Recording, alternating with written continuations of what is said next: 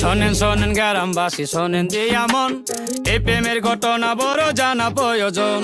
সে দিল পিহিতের বেড়া লিচুর বাগানে, কে দিল পিহিতের বেড়া। আসসালামু আলাইকুম, সবাইকে স্বাগত জানাচ্ছি পাওয়ার্স ব্লগ অলৌকিক দর্শক।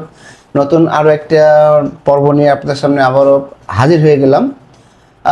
এবারে ঈদে মুক্তি পাচ্ছে রায়হান রাফি এবং মেগাস্টার শাকিব খান অভিনীত, অর্থাৎ রায়হান রাফির ডিরেকশনে এবং মেগাস্টার শাকিব খান অভিনীত তাণ্ডব মুভিটি। তো সেই তাণ্ডব মুভিটির টিজারটা কিন্তু আপনাদের সঙ্গে আমি দেখেছি এবং একটা টাইটেল সং নিয়েও এর আগে আমি ভিডিওতে রিভিউ দিয়েছিলাম এবং রিয়াকশনও দিয়েছিলাম। যদিও আমি রিয়াকশন খুব একটা বেশি হয়তো বা দিতে পারি না, তো যাই হোক, আবার ওনাদের একটা নতুন একটা গান রিলিজ করেছে লিচুর বাগান। এমনিতেও কিন্তু এখন আপনার এই গানটা কিন্তু অলরেডি ইউটিউবে কিন্তু বেশ ভালো এবং ব্যাপক জনপ্রিয়তা পেয়েছে এবং সিনেমাটির এই লিচুর বাগানে গানটি, একটা কথা বলে রাখি, লিচুর বাগানে গানটা কিন্তু অনেকে ভেবেছিলেন যে এটা আইটেম সং। তো আসলে আমি অল্প একটু দেখেছি, সবসময় আপনার সাথে নিয়ে দেখা হয়ে থাকে, তো আমার কাছে আসলে আইটেম সং এটা মনে হয়নি। এটা সিনেমার মানে একটা সিনেমারই একটা গান এবং এখানে যতটুকু বুঝলাম যে একটা ফোক বা মডার্ন মিউজিক বা একটা ফিউশন আসলে চেষ্টা করেছে এবং একটু বলে রাখি, এটা প্রীতম এবং জেফারের ডুয়েট ছিল এই গানটার ব্যাকগ্রাউন্ড স্কোরিংয়ে এবং তারা নিজেরাই আসলে এটার ভোকালে ছিল। তো যাই হোক, আমি আগে কথা না বাড়াই, আগে গানটা কেমন লাগে দেখে আসি, তারপরে আপনার সাথে কথা বলবো কেমন লেগেছে। অলরেডি আমার আগে গানটা তো গতকালকে রিলিজ পেয়েছে, মানে এই ভিডিওটা যখন আপনারা দেখছেন ঠিক তার একদিন আগে কিন্তু ভিডিওটা রিলিজ পেয়েছে, তো অলরেডি দেখেও নিয়েছেন হয়তোবা। তো আমি দেখি কেমন লাগে।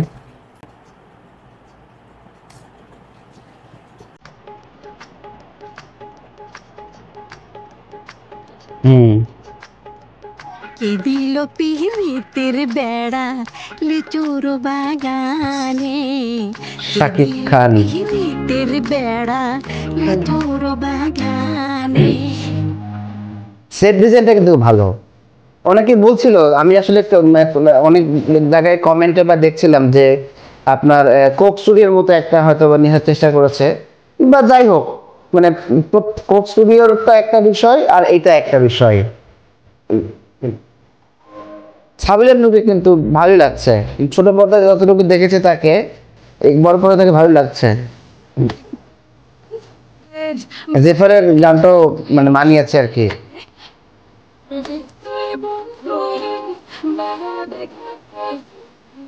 মিক্স মানে ফোক মডার্ন সবকিছু, এটা কিন্তু রোমান্টিক সং, মানে তামিল সিনেমাগুলোতে যেরকম হয় ঠিক এরকম। এখন দেখা যাক যে দুষ্টু কোকিল আর হচ্ছে আপনার এই যে বরবাদে যে গানটা ছিল, এই দুইটা আসলে কতটুকু এটাকে করে, মানে কতটুকু এটাকে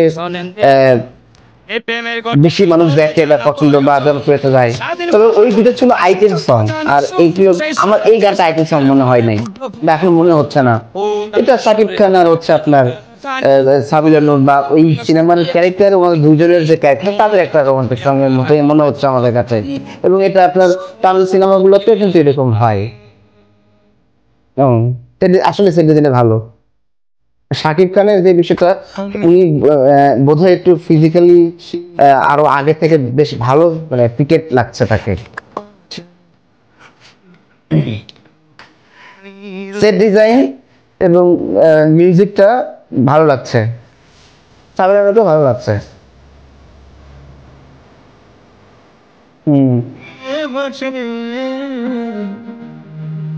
ভালোই খরচ হয়েছে, এটা বুঝতে পারছি সেট ডিজাইনে। এই টাইপের ইনডোর সেটগুলো কিন্তু তামিল মুভিতে বেশি দেখা যায়। আপনারা হয়তো দর্শক, আপনারা আমার সাথে হয়তো একমত হবেন। ওনাদের ইনডোর মুভি মানে ইনডোর শুটিং এই গানগুলো হয়।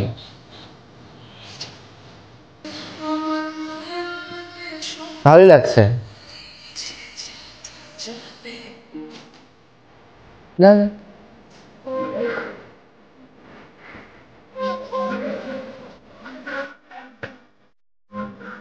লিচুর বাগান,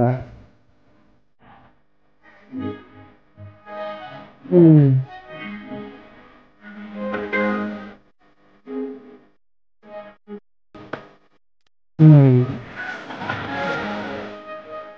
শুনতে ভালো লাগছে, বাট সবাই যদি মনে করে এটা আইটেম সং, আসলে আমার কাছে এটা আইটেম সং মনে হয় নাই।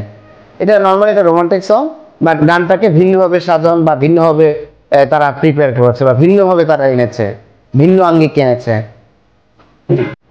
ভালোই, খারাপ না, কিন্তু ওই যে বললাম যে আইটেম সং বা এরকম বিষয়টা এরকম নয়। ওই যে তুফানের আইটেম সং বা বরবাতের আইটেম সং, ওইটা আইটেম সং ছিল এবং ওখানে মিমি এবং নুসরাত ছিল, তারা দুজনের অ্যাপিয়ারেন্সটা এরকম আলাদা আলাদা ছিল, দুজনের অ্যাপিয়ারেন্স একদম ভিন্ন রকম।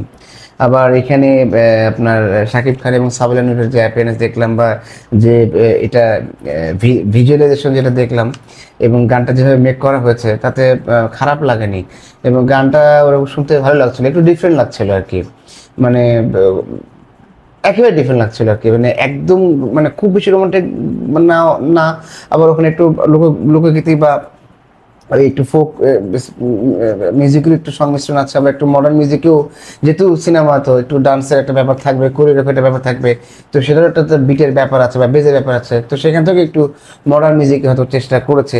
যাই হোক, ভালো লাগলো। জানি না গানটা হয়তো বা আপনার কেমন লেগেছে সেটা আপনারা ভালো বলতে পারবেন, আমার কেমন লাগলো সেটা আমি আপনাদেরকে এখনই বলে দিলাম। তো আপনাদের গানটা কেমন লেগেছে আপনারা চাইলে কমেন্টের মাধ্যমে জানাতে পারেন। আর সাবিলা নূরকে এবং শাকিব খানকে দুজনের কেমিস্ট্রিটা কেমন লাগলো সেটাও আপনারা জানাতে পারেন। আমার বেশ গানটা ভালো লেগেছে এবং কোরিওগ্রাফি, মেকিং, সেট ডিজাইন, অন্যান্য যে বিষয়গুলো ধরে একটা গানের ক্ষেত্রে ভালো লেগেছে আর কি। কিন্তু মানে একদম আইটেম সঙ্গে খুব লাউড মিউজিক, মানে লাউড কোরিওগ্রাফি বা এক্সাইটমেন্টটা খুব বেশি তা না, বাট এটা আমার কাছে আসলে ভালো লেগেছে। মানে সত্যি কথা বলতে যে এটা একটা তামিল মুভির একটা ভাইব কিন্তু দিয়েছে এই রিচু বাগানের, বাট গানের লিরিক এবং গানটা গাওয়ার যে ধরন বা অন্যান্য যে বিষয়গুলো প্রীতম এবং জেফারকে মানে এই গানের যে লিপসিং তারা করেছে, লিপসিং তো শাকিব খান এবং সাবিলা নূর করেছে, বাট তারাই মূল গানটা গিয়েছে ভোকালে, তো ভালো লেগেছে আর কি। আচ্ছা, আমি একটু ইনফরমেশন দেখি তো পাই কিনা, আমি যেটা বলছি এটাই তো বোধহয়, হ্যাঁ ঠিকই আছে, ভোকালে আছে, জাস্ট এ মিনিট,